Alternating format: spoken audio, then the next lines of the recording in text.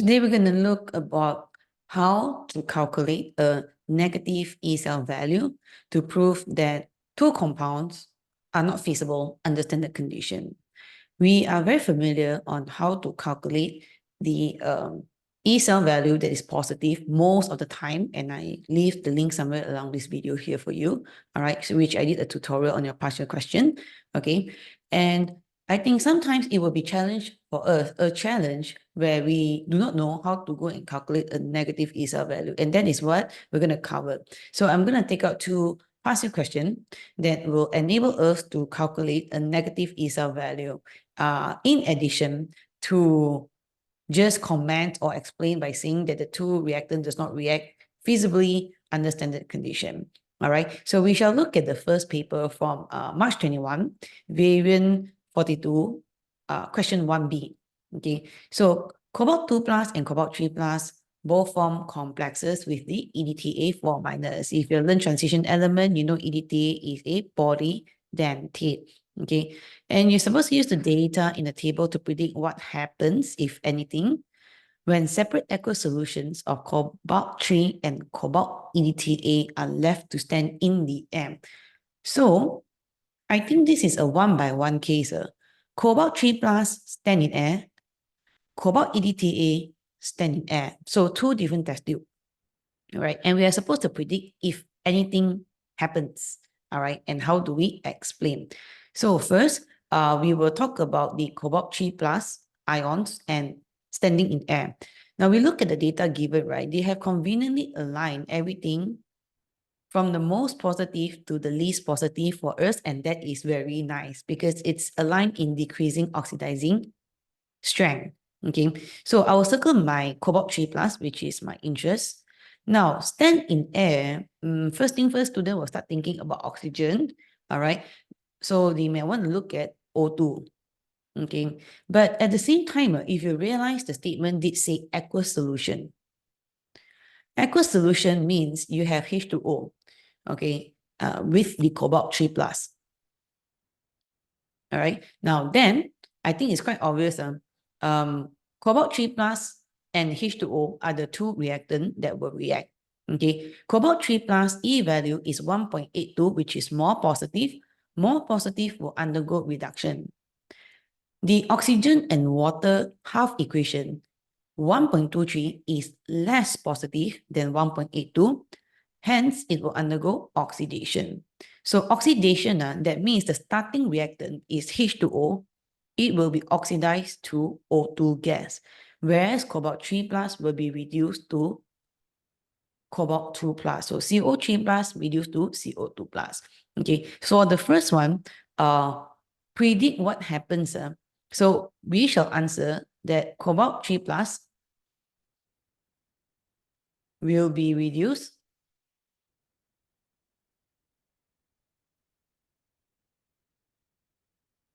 to cobalt 2 plus. Okay, because the E value is positive 1.82, which is more positive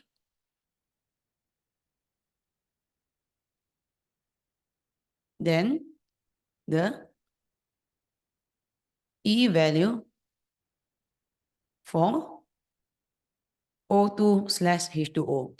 We always write left/right. Okay, so since the data is given, right, we do not need to quote back that 1.82 and the 1.23 in our paragraph. If you want, you can. Okay, so that is what I will conclude. I said it can be reduced. And what would I see? I will see effervescence of oxygen.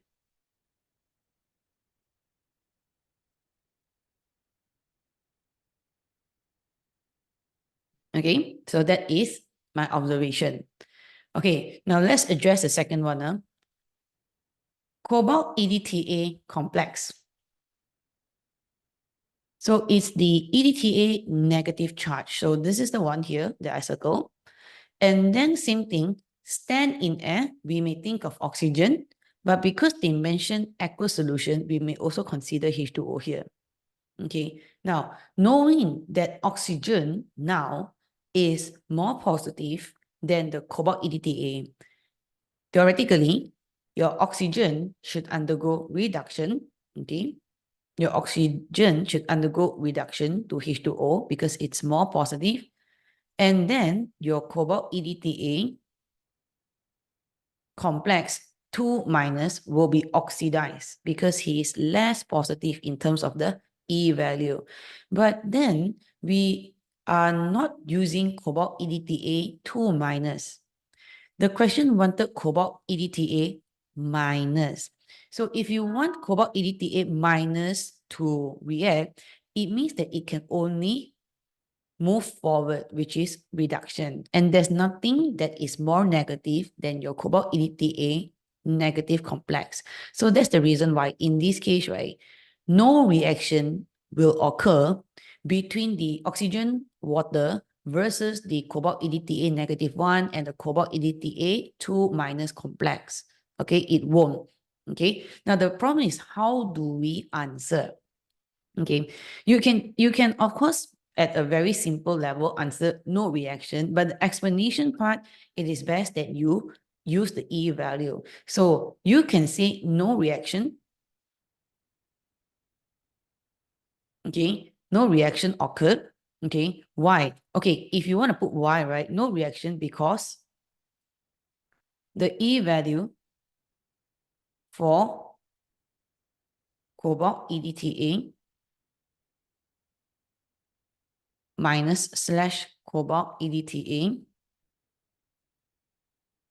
2 minus is more negative than the O2 / H2O E value. Okay, you can do that, but I want to teach you how to use E cell value, all right, which is negative. Okay, so now how do we calculate the E cell value over here? All right, so I'm gonna erase it to make it a bit more cleaner. Okay, so let's look at the clean version. Now you have cobalt EDTA and H2O. Okay, now let's just put the question aside. All right, we're going to see what can we do with these two starting reactants because the reactant given is the -1 complex. Now the -1 complex can only move right-hand side, which is to undergo reduction. So if the cobalt EDTA -1 complex undergo reduction, okay, hence the first E number would be 0.38. You take it as it is because you are undergoing reduction for the cobalt EDTA negative.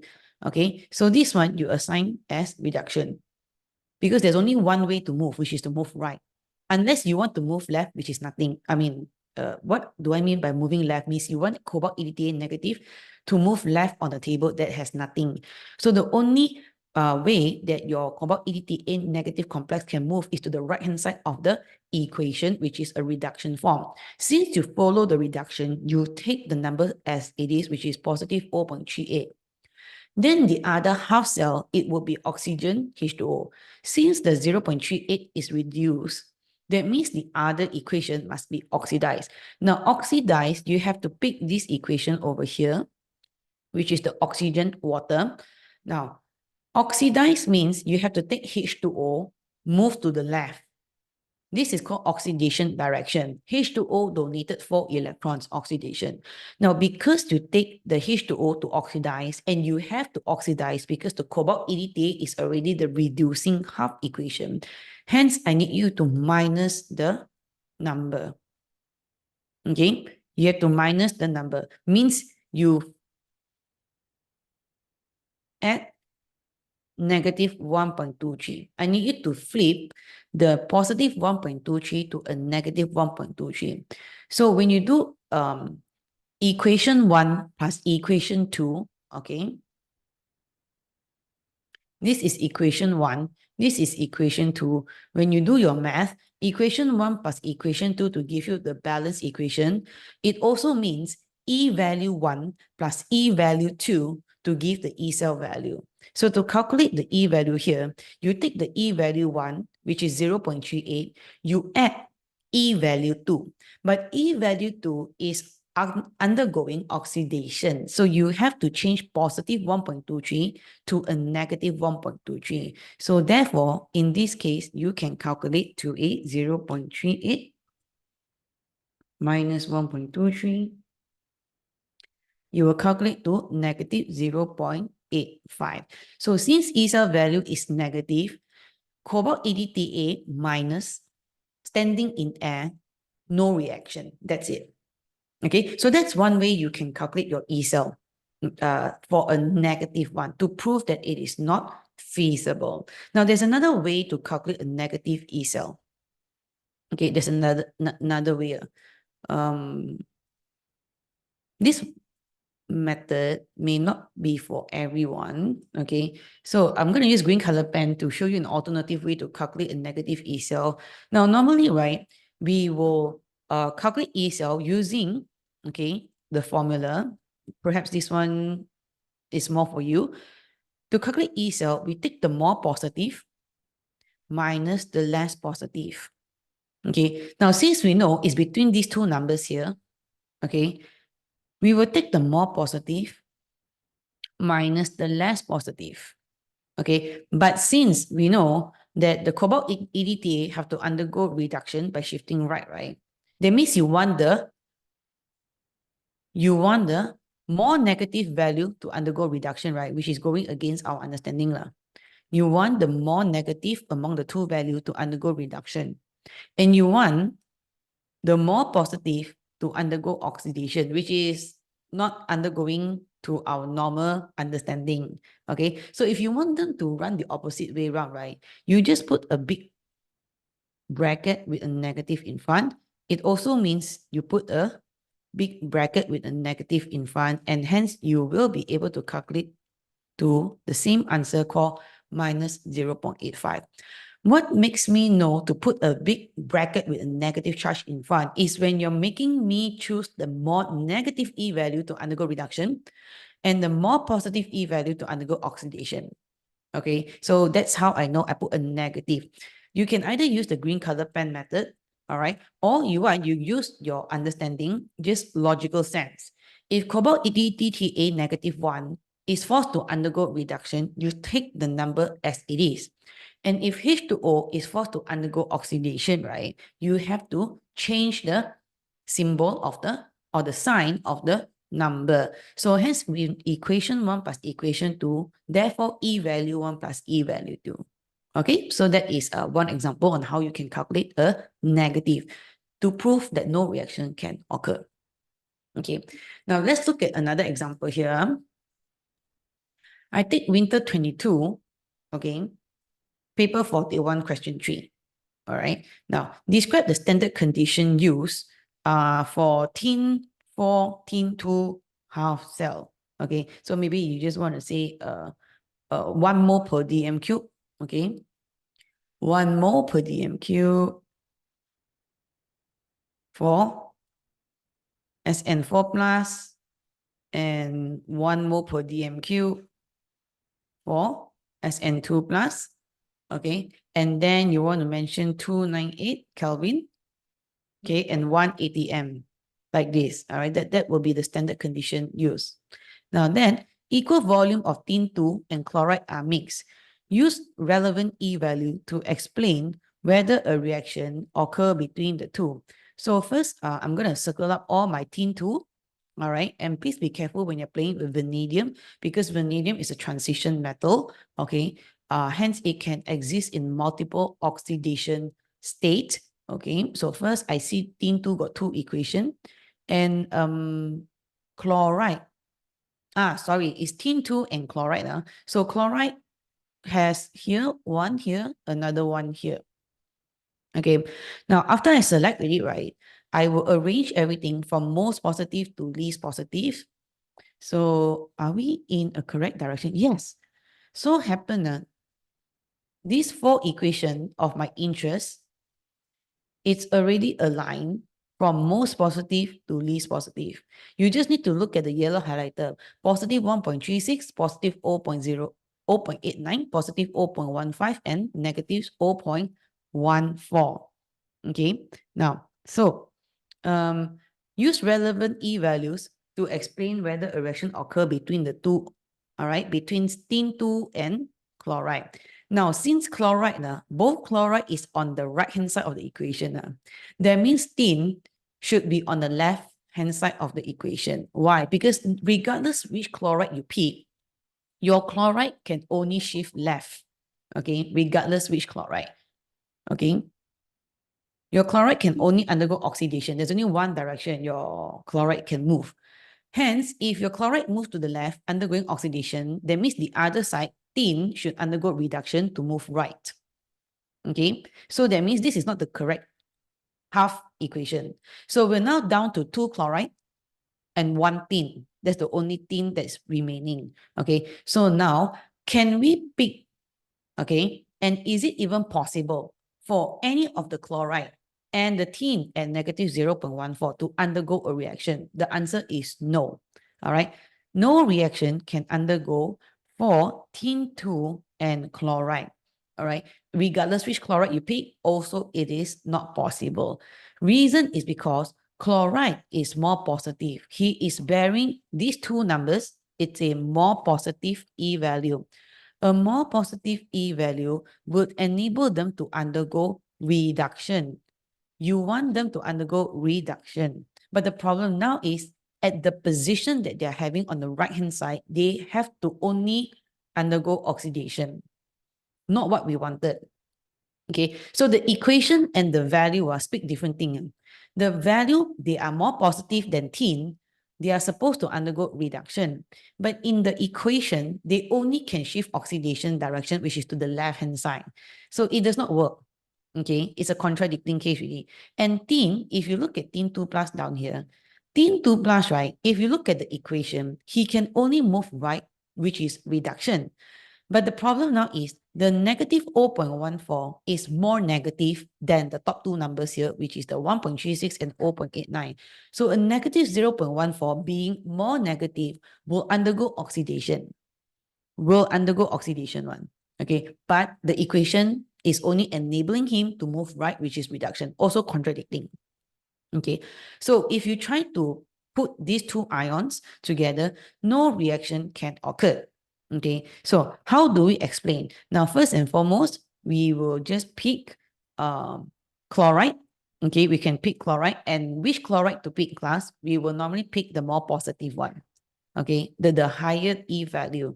Okay, because when you calculate the E cell, it's gonna be more positive or more negative in terms of the magnitude. Okay, so I'm gonna pick this one. Okay, these two with the diagonal line showing here. Okay, so if you want to go the conventional way, all right, you can say that no reaction. Okay, no reaction. Because Cl2 Cl minus, okay, the E value for Cl2 Cl minus is more positive.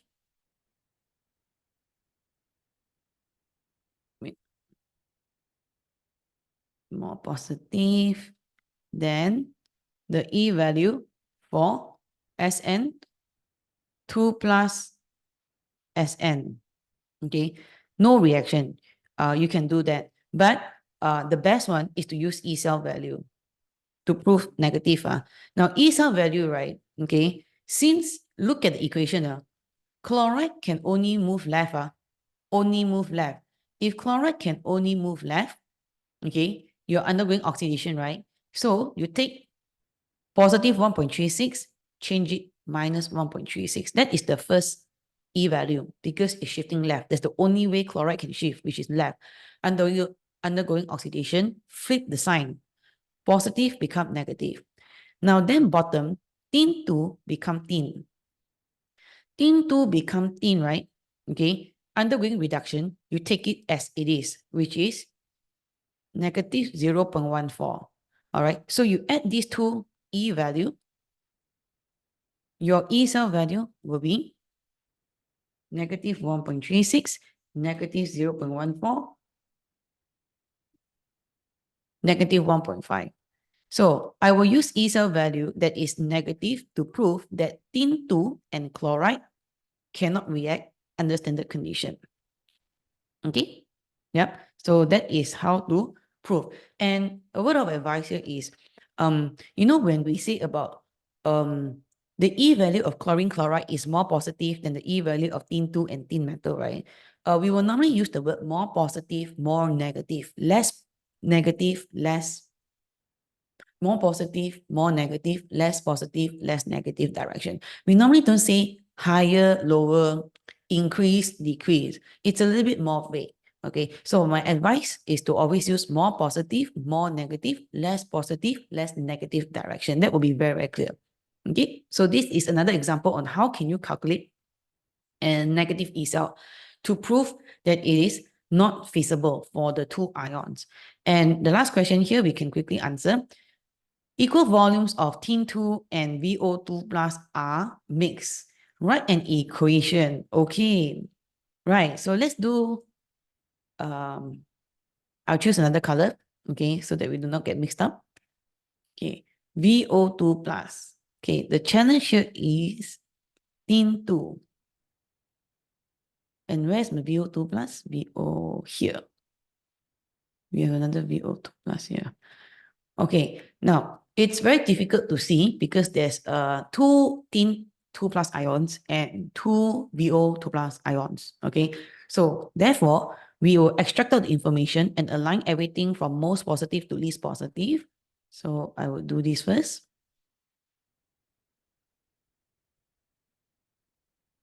And H2O, this is the most positive one. The other one is 0.34.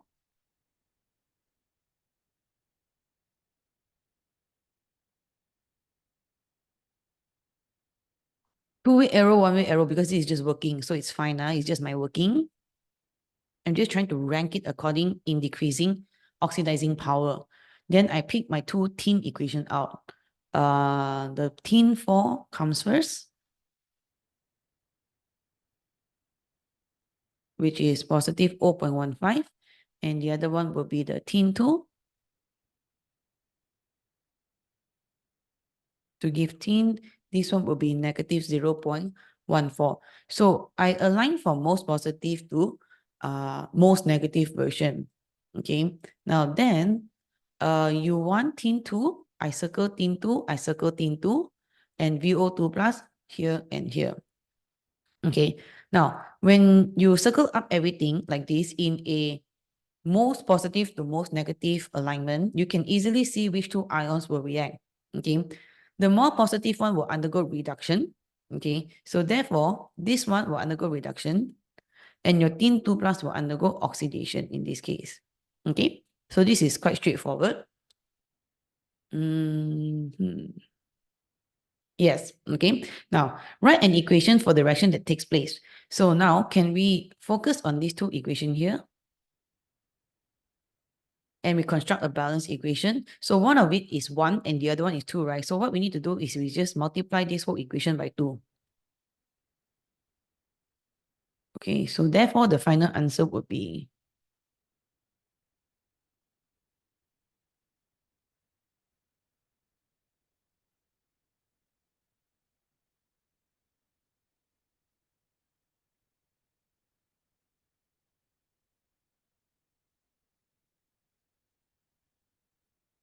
okay. So this is final answer.